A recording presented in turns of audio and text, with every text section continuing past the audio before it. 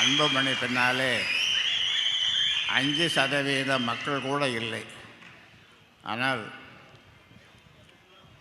லட்சக்கணக்கிலே கோடிக்கணக்கிலே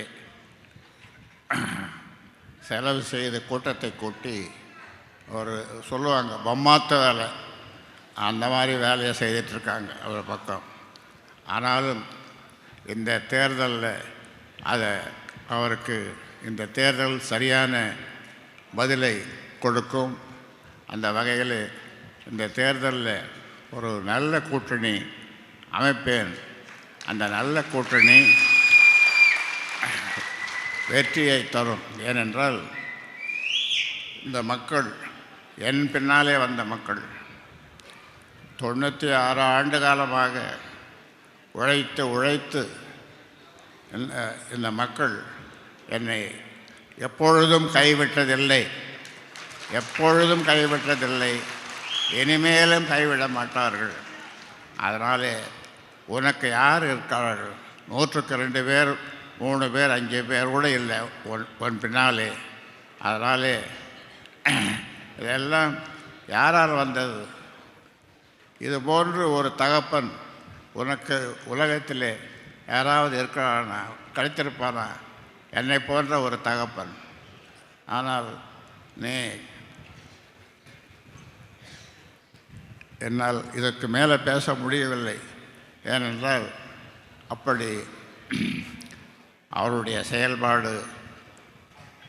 ஒரு டாக்டர், ஒரு senior doctor, அவர்கிட்ட ஒருத்தர் வைத்தியம் பார்க்க போயிருக்கார். அவர்கிட்ட கேட்டுறார் அந்த டாக்டர் ராமதாஸுக்கு எத்தனை பிள்ளைகள்? ஒரே ஒரு பிள்ளை தான்ட்டு அந்த நோயாளி சொல்லியிருக்கார். ஒரே ஒரு பிள்ளை இப்படி நடந்துக்கிறாரு, பொறுக்கக்கூடாதா? இன்னும் சில ஆண்டுகளை பொறுக்கக்கூடாதா என்று அந்த டாக்டர். அதே மாதிரி எந்த டாக்டர்கிட்ட போவாலும், எந்த சீனியர் சிட்டிசனாக இருந்தாலும் அவர்களெல்லாம் ஆதங்கப்படுவது, அன்புமணி ஏன் இப்படி நடந்து கொள்கிறார் என்று. எந்த பதவிக்கும் ஆசைப்படாத, இதுவரை நான் ஆசைப்பட்டிருந்தால் எல்லா பதவிகளையும் நான் அடைந்திருப்பேன். இந்திய அளவிலே எல்லா பதவியையும் நான் பெற்றிருப்பேன். ஆனால் நான் செய்த அந்த சத்தியம், அதை இன்று வரை காப்பாற்றுகிறேன். அந்த சத்தியத்தினாலே தானே நீ அமைச்சரானாய், இப்போ ராஜ்யசபா மெம்பரான. இல்லை, உனக்கு என்ன குறை வைத்தேன்? எவ்வளவு கஷ்டப்பட்டு உன்னை இங்கே மான்ஃபோர்ட்டில் படிக்க வச்சேன், எம்எம்சியில் படிக்க வச்சு டாக்டர் ஆக்கினேன். அதன் பிறகு உன்னை 36 வயசுலேயே உன்னை மத்திய அமைச்சராக்கினேன். அதன் பிறகு ராஜ்யசபா மெம்பர். எல்லாம் எனக்கு என்னென்ன செய்யணுமோ ஒரு தகப்பன் அதையெல்லாம் செய்தேன் நான். ஆனால் இப்பொழுது நீ என்னை அவ்வளவு கேவலமாக எழுத சொல்லி, அதெல்லாம் நல்லா நான் வளர்த்த பசங்க தான் எல்லாம் அந்த மாதிரி எழுத சொல்கிற. ஆனால் இதற்கெல்லாம் காலம் பதில் சொல்லும். ஆமாம், காலம் பதில் சொல்லும்.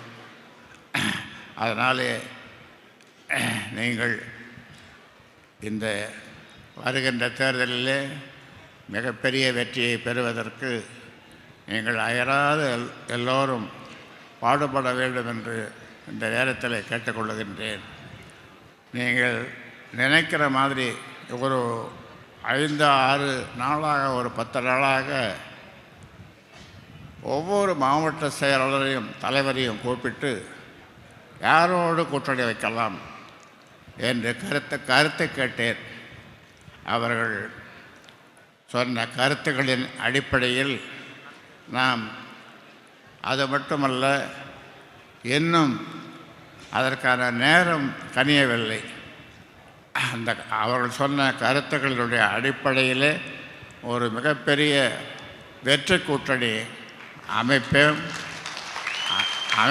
அந்த வெற்றி கூட்டணி நாம் நினைக்கிற மாதிரி மிகப்பெரிய வெற்றியை அது தரும் என்று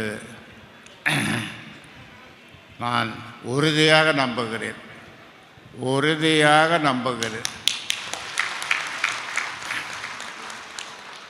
ஏனென்றால் நீங்கள் பத்திரமாக வீடு திரும்ப வேண்டும், வீட்டுக்கு செல்ல வேண்டும் என்று இந்த நேரத்தில் உங்களை அன்போடு கேட்டு வேறு எது சொல்லணுமா?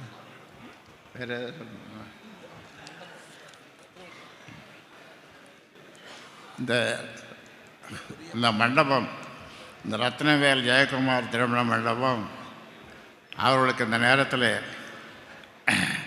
நன்றி சொல்லுகின்றேன். ஆனால் இந்த மண்டபத்தை கொடுக்கக்கூடாது என்று இங்கே அது ஒரு சூழ்ச்சி நடந்தது. ஆனாலும் அவர்கள் என் பெயரை சொன்னதனாலே, நான் இங்கே வருவதனாலே, இங்கே ராமதாஸ் கட்டுக்கோப்பாக நடத்துவார். இந்த திருமண மண்டபத்தை அவர் எங்களிடம் ஒப்படைத்தார். நாங்கள் அதே மாதிரி அது எந்தவித பிரச்சனையும் இல்லாமல் இதை பொதுக்குழு செயற்குழுவை நடத்தியிருக்கிறோம். அவர்களுக்கு இந்த நேரத்தில் நன்றி சொல்லுகின்றோம். அதைவிட நம்முடைய சட்டமன்ற உறுப்பினர் அருள் மிக சிறப்பாக இந்த செயற்குழு பொதுக்குழு நடப்பதற்கு அவர் அரும்பாடுபட்டிருக்கிறார். ஒரு பெரிய டீம் அவர் வைத்துக்கொண்டு, ஒரு குழு வைத்துக்கொண்டு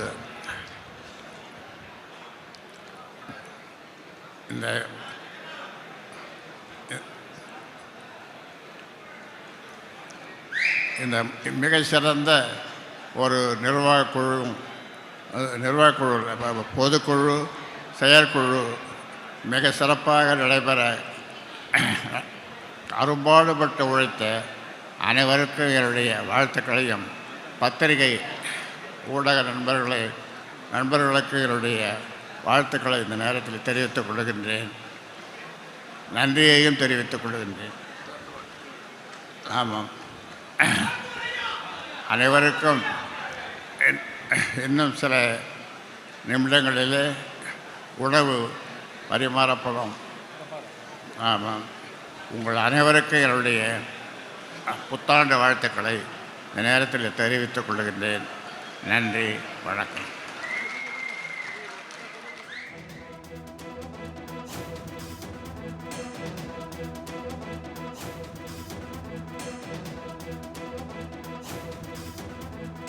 சேலம் மாவட்டத்தில் நடைபெற்று முடிந்திருக்கக்கூடிய பாமகவின் செயற்குழு பொதுக்குழு கூட்டத்தில் அக்கட்சியின் நிறுவனர் ராமதாஸ் பேசிய காட்சிகளை பார்த்தோம். அப்போது அன்புமணியின் செயலால் மனம் வெதும்பி கண்ணீர் வடிய பேசிய அந்த காட்சிகளை நாம் நேரலையில் பார்த்தோம்.